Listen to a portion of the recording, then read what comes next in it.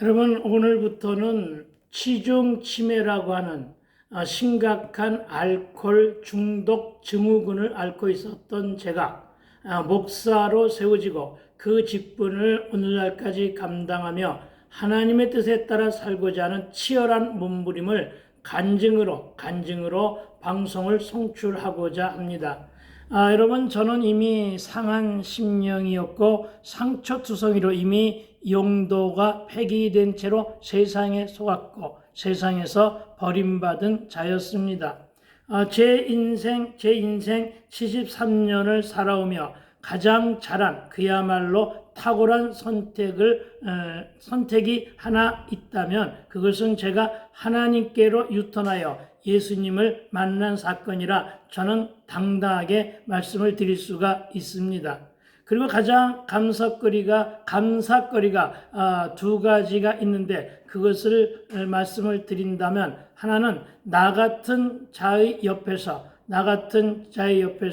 아내라는 이름과 사모라는 이름으로 여전히 내 곁을 지켜주고 있는 아내에 대한 감사이고 또 하나는 나로 알코올 중독과 망함의 징계와 매를 맞은 사건이 내가 바로 하나님께로 돌아와 예수를 만난 동력이 되었으니 뭐라 할까요? 여러분, 뭐라 할까요? 망함의 사건이 감사거리라 말할 수 있다는 점을 분명하게 밝혀둡니다.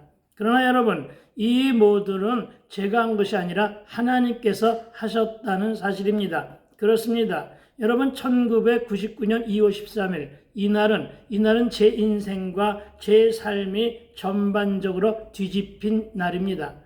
술과 쾌락과 세속적인 삶의 형태에서 성령 체험을 하고 뜨겁게 성령 체험을 하고 하나님께로 유턴하여 내 인생과 삶의 터닝 포인트가 되어진 날, 참으로 알코올 중독과 망함의 사건이라는 매를 맞고 돌이켜 내 인생의 역전과 삶의 반전이 일어난 날이 바로 이 날이라는 것입니다.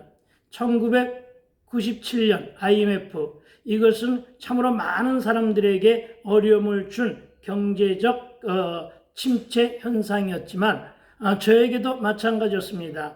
대입 국어와 논술 과목으로 재수생을 가르치던 나에게도 이 사건으로 말미암아 어려움이 오게 되었는데 그것은 대출을 받아 세운 대형 입시 학원의 경영이 어렵게 되자 은행의 대출 이자를 갚기 위해 제2금융과 사채까지 빌려 쓰는 등 어려움에 시달리게 되었고 이를 해결하기 위해 동분서주했지만 학원의 운영난과 늘어나는 빚으로 부도의 위기에 내몰리게 되었다는 것입니다. 그렇습니다. IMF 당시를 아시는 분은 잘 아실 것입니다.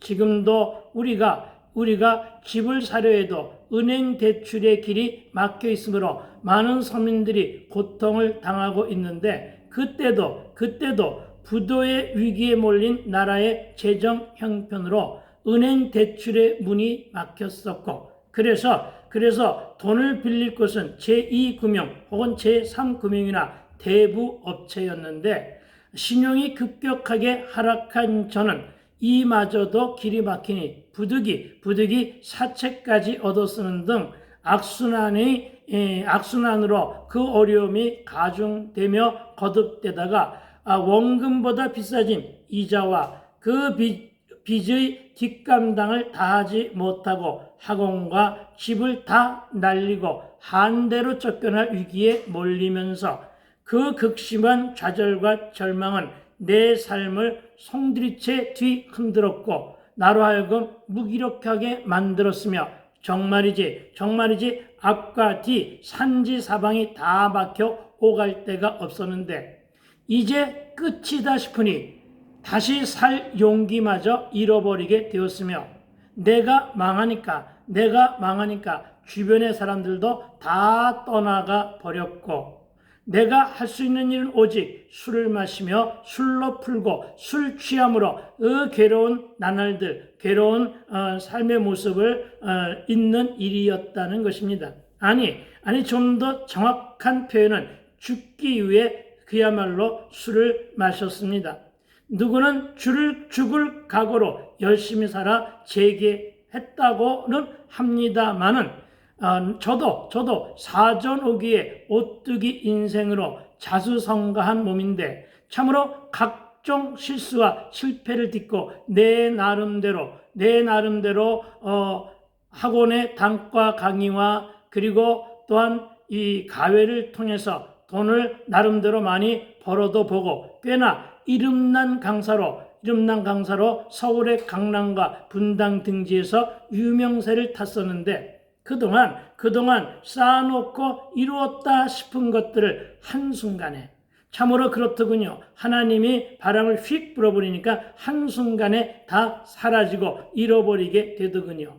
그때 하나님을 몰랐고 예수를 몰랐던 나는, 신앙이 없었던 나는, 아니 믿음조차 간직해보지 않았던 나는 그 낙심과 그 실망은 너무나 컸었는데 진퇴양난의 현실이 그토록 열심히 살았던 나를 내 스스로가 포기하기에 이르게 되었다는 것입니다. 여러분, 저는 정말 죽기 위해서 술을 마셔댔습니다.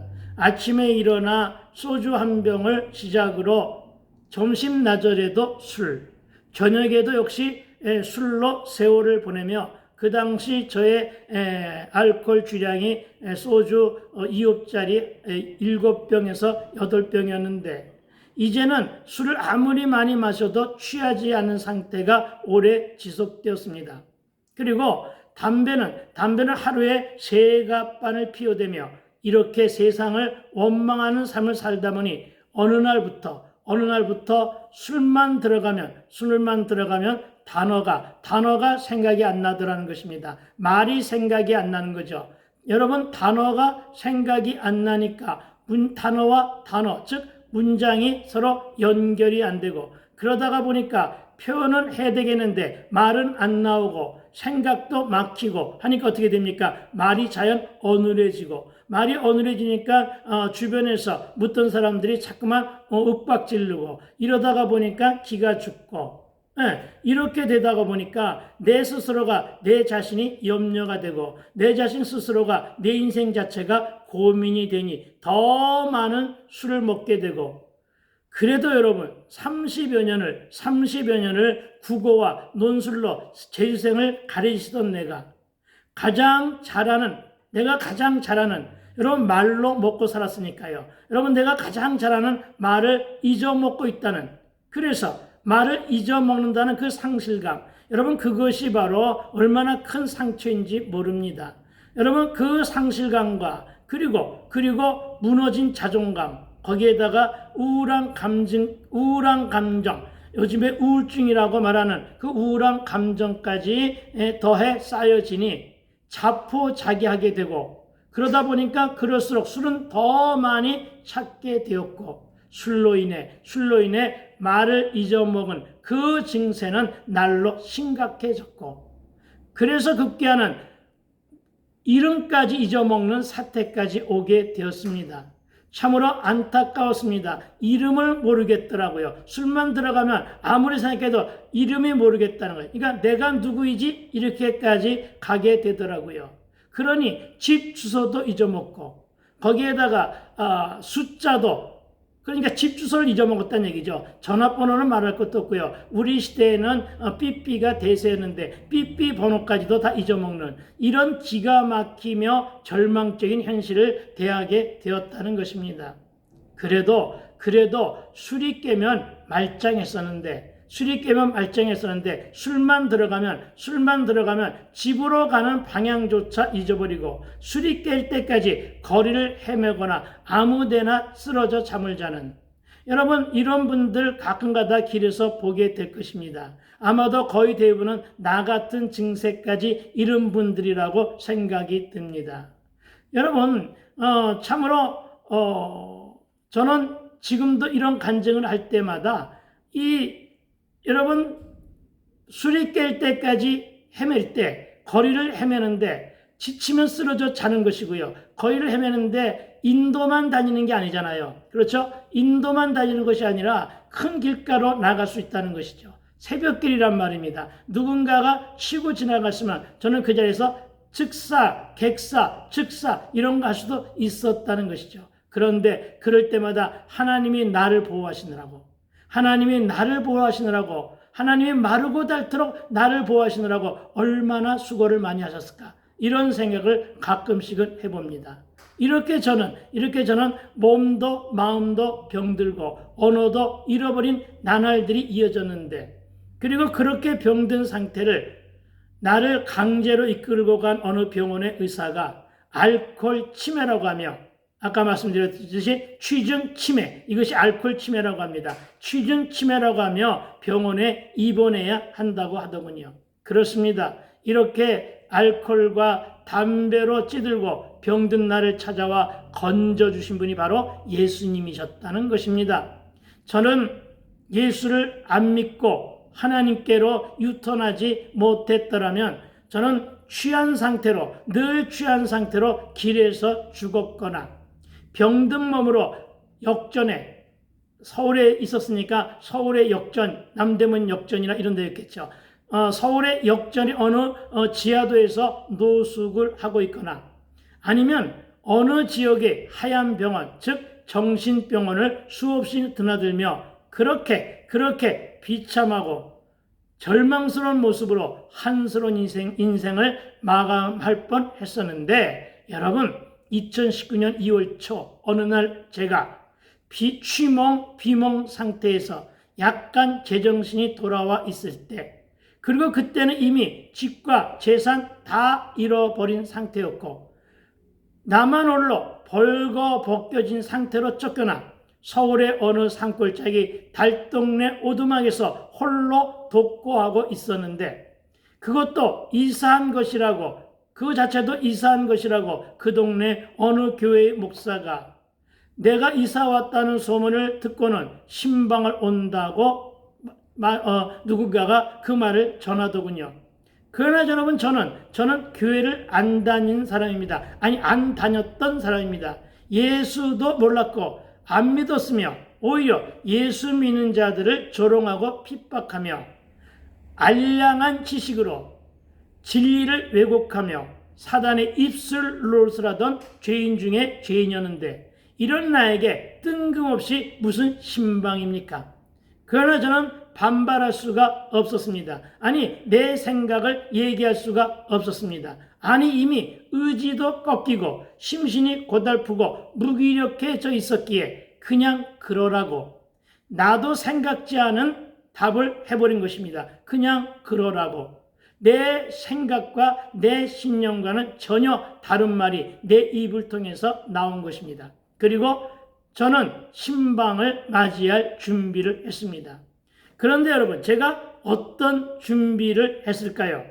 아마도 이 간증을 듣고 계신 여러분은 매우 거룩하신 분들이기에 신방 준비를 위해서 집안을 청소했겠지, 이렇게 생각들을 하시겠지만, 그리고 아마도 몸도 씻을 것이고 또 덥수룩한 수염도 깎고 양치질도 했을 것이며, 그런 생각들 그랬겠지 하시겠지만, 저의 준비는 전혀 의외였던 것이, 저는 그 준비를 여러분 잘 들으세요. 저는 그 준비를 막걸리 2대를 먹는 것으로, 주여, 물론 무슨 생각으로 그랬는지 나도 알 수는 없습니다. 어쨌든 술 먹고 또다시 취해서 해롱해롱하고 있는데, 한 무리의 신방대원들이 그 교회 목사라는 분과 부목사의 직분을 간직하고 있더군요. 그 교회의 목사라는 분과 함께 찾아왔습니다. 그리고 여러분, 그때부터 이미 성령의 역사는 시작되었구나 하는 것을 지금도 짐작하고 있습니다. 여러분, 그런데 참으로 귀한 것은 제 눈이 바뀌었다는 것입니다. 그 목사 사람을 외모로 평가하지 않는 내가 보기에도 정말 못생긴 목사였는데, 여러분, 평소에 가지고 있었던 목사에 대한 악한 감정, 왜 목사에 대한 악감정이 생겼는지 그건 저도 잘 모르겠습니다. 그런데 목사가 무조건 싫었어요. 어쨌든. 그런데 그 목사는 인품도 좋아 보이지 않았고 훌륭해 보이지 않았으며 그리고 굉장히 못생긴 목사였다는 것입니다. 그런데 그분은 또 젊기까지 했습니다. 그런데 이 젊은 목사가 불문곡직하고 내게로 다가와서 이 냄새나는 저를 덥석 안아주는 것이었습니다. 그런데 여러분, 제가 어떤 몰골이었을까요? 저는 그때요, 몇 개월째 씻지도 않았고, 양치질은 언제 했는지 기억도 안 나고, 덥수룩한 수염에 콧물이 흘러 말라 붙어 있었고, 방금 먹다가 걸린 막걸리 자국에 트림할 때마다 풍기는 그 기분 나쁜 술 냄새. 여러분, 술 냄새 중에서 가장 나쁜 것이 막걸리거든요. 이 막걸리의 술 냄새와 담배로 지독하게 짙은 입냄새. 여러분, 그것은 전형적인 노숙자 스타일이었고, 어느 누구도 가까이 하기를 꺼려하던 나를, 여러분, 그는 묻지도 않고 덥석 안아주는데, 여러분, 정말 물론 두툼한 옷들을 입었습니다마는 그 두툼한 옷 사이로 풍겨져 나오는 그분의 품이 얼마나 따뜻했는지 모릅니다. 아마도 그분의 그 행위와 그 품을 통해서 제가 예수님을 만나고 있었는지도 모릅니다. 여러분, 그리고 그때 저의 심령 상태는 사람과 세상을 향해서 늘 냉소적이었고, 그 마음은 식을 대로 식어 얼음장처럼 차가웠었으며, 그야말로 여리고성 성문처럼 완강하게 닫혀진 내 마음이 그분의 나를 안아준 그 행위로 말미암아 내가 조금씩 서서히 녹아내린 듯한 느낌을 받게 되었다는 것입니다. 그리고 그 좁은 방에, 신방대원들이 꽉 들어찬 방에 그 목사 나를 자기 옆에 앉혀놓고 내 더러운 손을 꼭 잡아주며 그때 부른 찬송이 통일찬송가 484장이었습니다. 여러분, 요즘 새 찬송가로는 337장인 이 찬송가 그 안에는 이렇게 말하고 있었습니다. 무거운 짐과 홀로 당하는 괴로움과 닥치는 환난과 무서운 죄를 다 예수께 아뢰라고 말입니다. 그 무거운 짐을 나홀로 지려다가 내가 결국 망하게 되었는데, 알코올 중독에 치매 증세까지 와서, 취중 치매까지 와서 이제 곧 용도 폐기가 될 나에게, 그래서 결국은 견디다 못해 쓰러질 때 불쌍히 여겨 날 구해줄 이는, 그렇습니다, 불쌍히 여겨 날 구해줄 이는 은혜의 주님 오직 예수님이라고 속삭이듯 여러분, 내 마음속에 말해주고 있었다는 것입니다. 그렇습니다, 여러분. 그들은 찬송을 부르고 있었지만 저는 이 찬송 안에 기록된 가사 하나하나가 나를 향해 나에게 속삭여주는, 나를 부르시며 나를 위로하시는 예수님의 음성으로 듣고는, 여러분, 그 자리에서 그동안에 참으로 울음을 참고 살아왔던 내 입에서 그만 통곡이 터져 나오게 된 것입니다. 여러분, 내가 부하고 내가 잘 나갈 때는 나에게 매우 우호적이었던 형제와 고륙지치는 물론 친구들마다 다 떠나고 세상도 나를 버렸는데, 예수님은 내가 견디다 못해 쓰러지니 당신에게로 오라고 하십니다. 할렐루야. 여기서 저는 주님의 사랑을 깨닫고는 드디어 마음의 문을 열렸습니다. 그리고는 이내 통곡이 터져 나왔고, 그 울음은 곧 주님을 향해 달려가고자 하는 처절한 몸부림이었다는 것입니다. 비통한 몸부림이었다는 것입니다. 나는 상한 심령으로 정말 위로받고 싶었는데, 그래서 이날 살려달라고 애원하면 살려주실 것만 같았습니다. 정말이지 그때는 다른 무엇을 생각해 볼 겨를도 없이 그렇게 나의 안타까움을, 나의 처량한 신세와 나의 이 외롭고 나의 처절하도록 고독한 이 마음을 너무너무 지쳐서 절망과 좌절 가운데 낙담하여 쓰러져 있는 나를, 그때 주님은 따사로운 손길로 나를 붙잡아 주셨고, 나는 평생 처음으로 내 부모에게서조차 느껴보지 못한 사랑을 이날 체휼하게 되었다는 고백입니다. 그리고 고백합니다. 나도 이제 예수를 믿겠노라고. 나도 이제 교회를 다니겠노라고.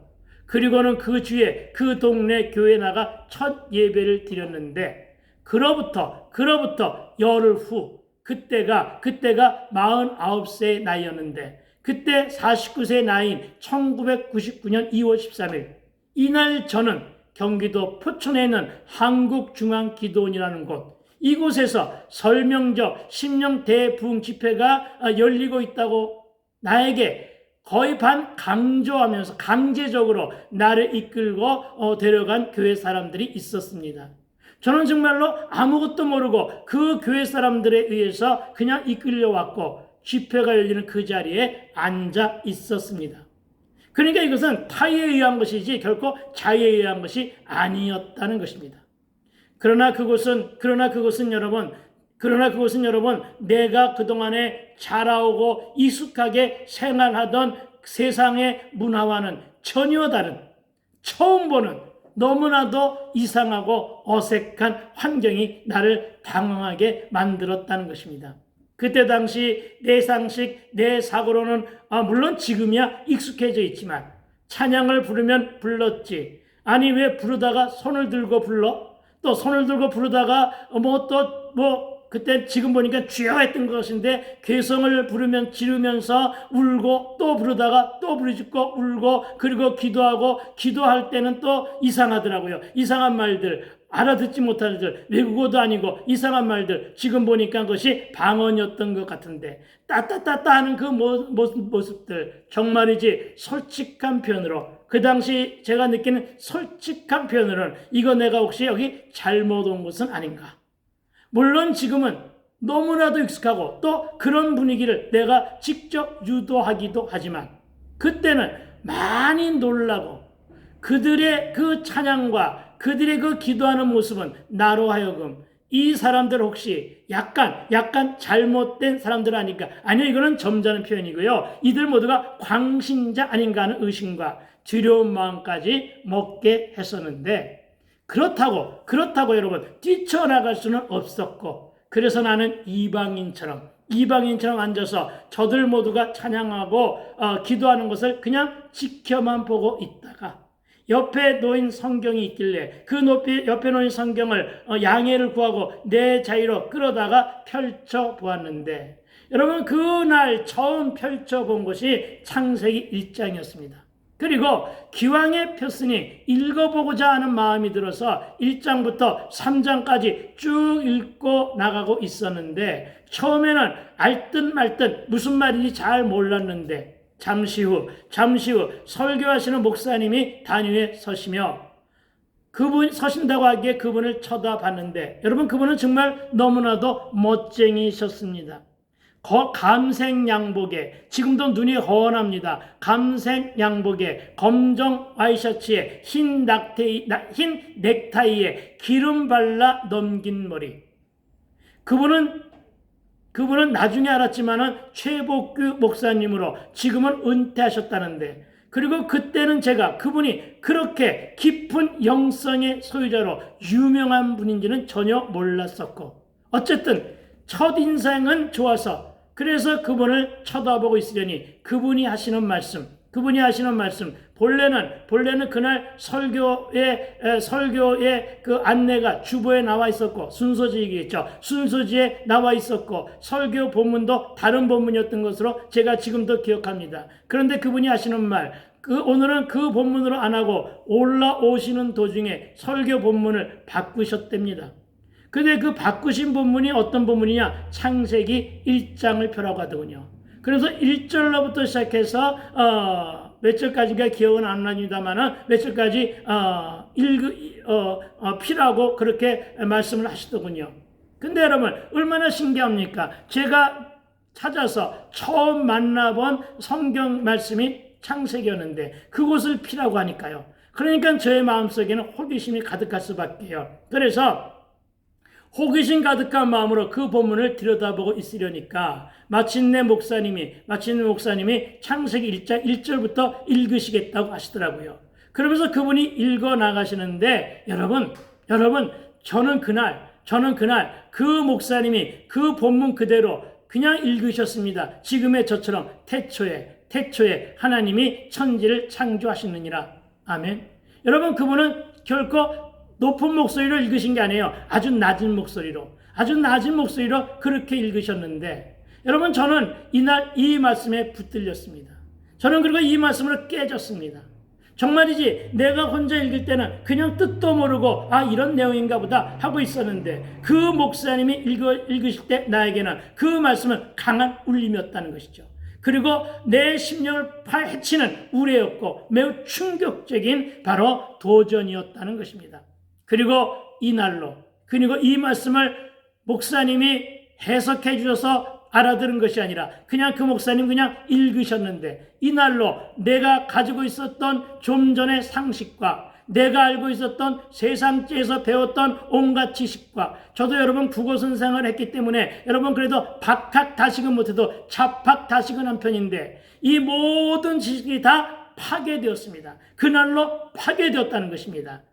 제 지식이 얼마나 빙산의 일각이었는가, 이 짧은 한 줄의 성경 구절을 통해서 깨닫게 되었다는 것입니다. 그리고는 다른 본문을 읽으시는 것과 설교 내용은 하나도 들어오지 않았고, 저의 두 눈은 오로지 이 한 말씀, 태초에 하나님이 천지를 창조하시느니라, 이 말씀에 꽂히게 되었다는 것입니다. 그리고 여러분, 이 말씀은 그동안에 내가 오랫동안 고민하며 매달렸던 질문에 대한 답이었습니다. 무슨 말입니까? 나는 누구인가? 나는 어디에서 왔으며, 나는 어디에 서 있으며, 나는 어디를 향해 가고 있는가? 이것에 대한 끝없는 물음. 아마 이 물음을 고민하며 도전하고 방황했던 분들 적지 않으실 것입니다.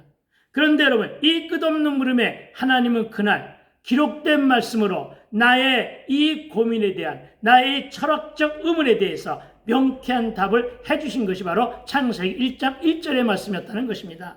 하나님께서 천지와 함께 나를 창조하셨다는 이 말씀은 나의 정체성에 대한 분명한 깨달음이었고, 나는 누구인가라고 하는 내 존재에 대한 질문에 대한 하나님은 창조주시고, 나는 피조물로 하나님과 나와의 관계 속에서 나는 하나님의 창조로부터 왔다는 사실을 답으로 듣게 되었으며, 그 말씀들이 깨달아지는 순간 이제는 더 이상 저는 윤회를 걷어차게 된 것입니다. 뭘 걷어찼다고요? 윤회, 돌고 돈다는 윤회요. 2년설에 얽어맨 윤회를 걷어찼고, 믿지도 않았던 진화였지만 확실하게 진화를 버렸습니다. 그리고 여러분, 저는 고전문학을 한 자로서 여러분 설화를 통해서 민당과 전설과 이런 이야기들을 많이 각색한 것들을 학생들을 다 가르치고 그랬었는데, 이 모두가 다 사실 저는 전설을 믿기도 했었거든요. 그런데 이 모두가 다 허무맹랑한 가짜요, 속된 것임을 깨달았다는 것입니다. 그리고 나는 그동안에 내가 진리가 아닌 가짜를 진짜로 위장하여 가르친 죄인이었다는 것을 그날 깨닫게 된 것입니다. 그야말로 창세기 1장 1절의 말씀은 나의 인생관과 나의 가치관과 인본주의적인 삶의 태도와 세속적이며, 또한 많이 미신적이고 많이 무속적이며 많이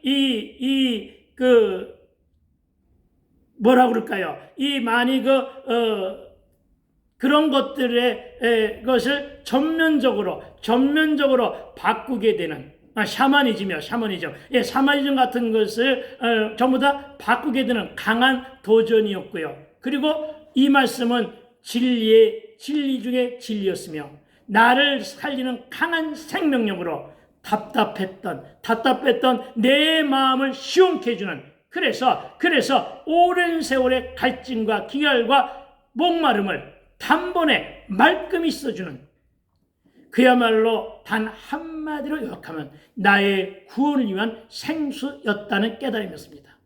이제 나는 더 이상 원숭이 후손이 아니어도 되었고 윤회나 신화나 전설로 방황하지 않아도 되었다는 것입니다. 운명과 재수와 운수에 매이고 도리 없이 사자와 팔자에도 묶여 있었던 그런 지난 세월을 완전히 뒤로 하고 이제는 말씀 앞에서 이날 나를 구속하신 아홉 구자를 발견하고, 구자는 구원을 말합니다, 여러분. 구자를 발견하고 십자가의 진리를 찾았으니 그 자리에 앉아 예배하기에는 너무나도 마음이 갈급했고 다급했습니다. 무언가 토해내고 싶었습니다. 아니, 토해내지 않으면 정말 뭔가가 일어날 것 같았습니다. 그래서 예배 도중에 물었습니다. 여기 내가 이 답답함을 토해낼 때가 어디 있겠느냐고. 내 인생에 단 한 번도 기도해보지 못한 내가 기도할 곳을 찾았다는 것입니다. 그리고 예배 도중에 기도굴이라는 곳에 안내를 받아서 그리로 들어갔습니다. 아주 작은 방이었습니다. 아주 작은 골방이었습니다. 아주 작은 방에 문을 열고 들어가 차가운 방석에 앉았습니다. 그리고 이내 문은 닫혔는데 방은 어두웠습니다. 그러나 나는 무릎 꿇고 앉아서 기도할 줄을 몰랐지만 무조건 기도하기 위해서 무릎 꿇고 눈을 감았는데, 그런데 여러분, 나는 눈을 분명 감았는데 갑자기 내 눈앞이 환해지면서 한편의 슬라이드가, 요즘 말로는 동영상이죠. 이 동영상이 돌아가기 시작했는데, 여러분, 거기에는 기가 막히게도 내가 죄를 짓고 돌아다니는 그 모습이, 나의 그 추한 모습이 적나라하게 고발되어 있는 그러한 동영상이었습니다. 그리고 내가 기억하지 못하는 죄의 모습들까지 낱낱이, 정말이지 너무너무 부끄러웠고 너무너무 창피했으며, 내가 내 모습을 보며 눈물 또한 주체할 수 없이 흘러나왔는데, 계속 돌아가는 그 동영상을 보며 콧물 흘리며 내 입에서 회개가 터져나오기 시작했다는 것입니다. 내가 살아온 쾌락적이며 속물적인 삶들의 모습들, 내가 대단히 음란했고 내가 지닌 종교성으로 열심히 얼굴도 모르는 조상에게 최선을 다해 제사했던 모습들, 그리고 열심히 우상을 따라다녔으며 토종비결과 무속으로, 그리고 샤머니즘으로 내 장래일을 묻던 일이며, 음행에 불신과 불순종에 나는 그야말로 오갈 데가 없는 100% 아니 200% 아니 300% 500% 이상의 죄임을 고백하며 회개하기 시작했다는 것입니다. 이날 참으로 저에게 눈물과 콧물이 이렇게 많은지는 예전에 미처 몰랐었는데, 어찌 눈물은 그렇게도 많은지요. 그때가 시기적으로 봄날이라 그래서 조금은 두꺼운 바지였는데, 그 바지의 무릎 부분이 축축하게 젖을 정도로 많은 눈물과 콧물을 흘린 것으로 여겨집니다.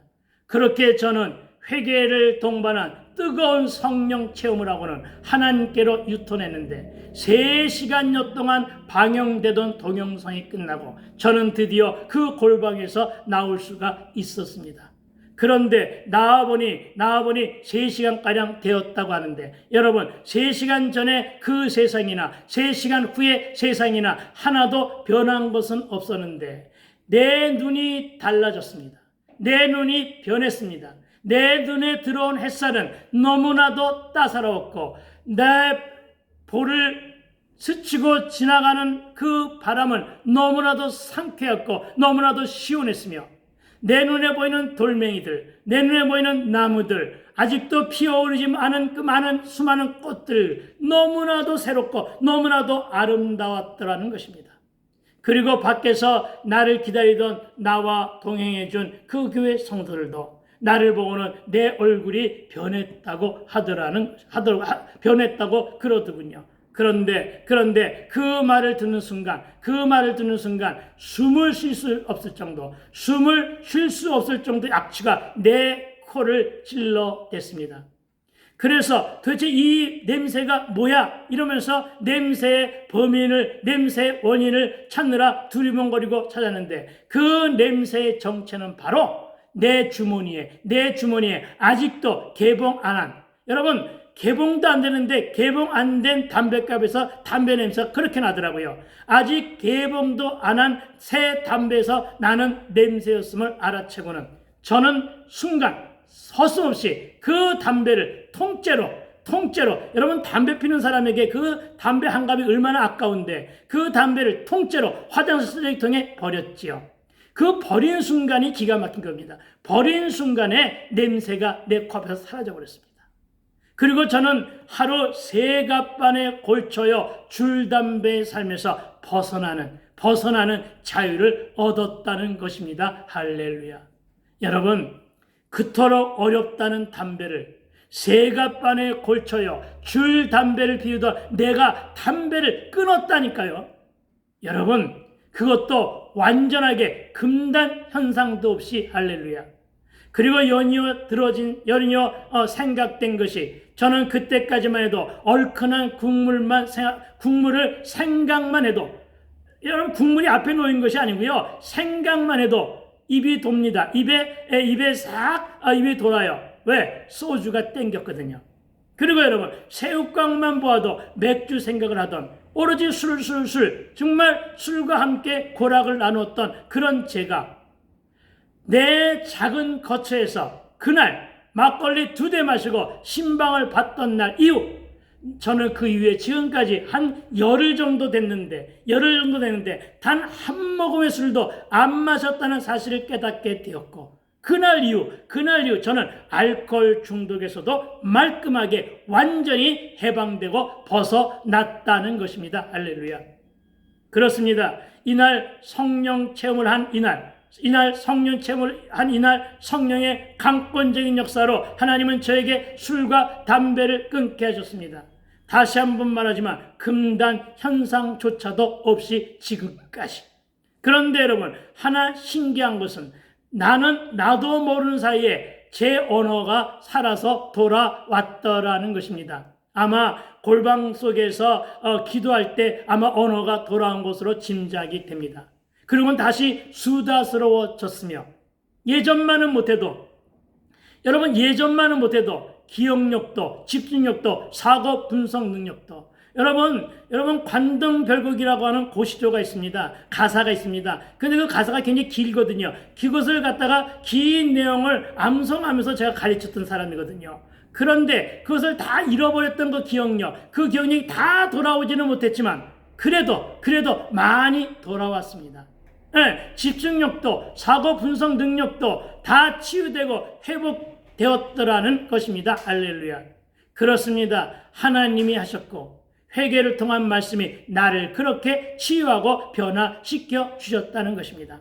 그리고 집으로 돌아온 날 그 좁은 방에 아직도 풀지 않았던 이삿짐을 뒤져서 제사에 관한 치부책과 제사에 사용되는 제기들, 그리고 부적과 같은 것을 다 찢고 깨고 부수고 태울 것은 태우고 땅에 묻을 것은 묻는 결단을 하고는 하나님께 이런 서원을 드립니다. 그렇습니다, 여러분.